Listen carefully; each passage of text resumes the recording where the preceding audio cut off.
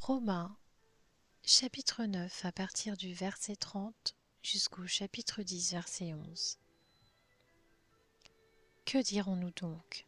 Des non-juifs, qui ne recherchaient pas la justice, ont obtenu la justice, celle qui vient de la foi, tandis qu'Israël, qui cherchait une loi de justice, n'est pas parvenu à cette loi? Pourquoi?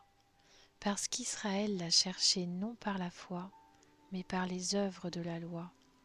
Ils se sont heurtés à la pierre qui fait obstacle, comme il est écrit: Je mets dans Sion une pierre qui fait obstacle, un rocher propre à faire trébucher. Mais celui qui croit en lui ne sera pas couvert de honte. Romains, chapitre 10. Frères et sœurs, le vœu de mon cœur et ma prière à Dieu pour les Israélites, c'est qu'ils soient sauvés. En effet, je leur rends ce témoignage: ils ont du zèle pour Dieu, mais pas conformément à la vraie connaissance. Ils ignorent la justice de Dieu et cherchent à établir la leur propre. Ils ne se sont donc pas soumis à la justice de Dieu, car Christ est la fin de la loi pour que tous ceux qui croient reçoivent la justice. En effet, Moïse décrit ainsi la justice qui vient de la loi. L'homme qui mettra ses prescriptions en pratique vivra par elles.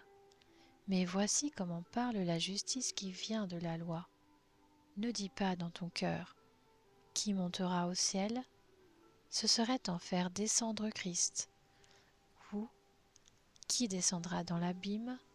Ce serait faire remonter Christ de chez les morts. Que dit-elle donc?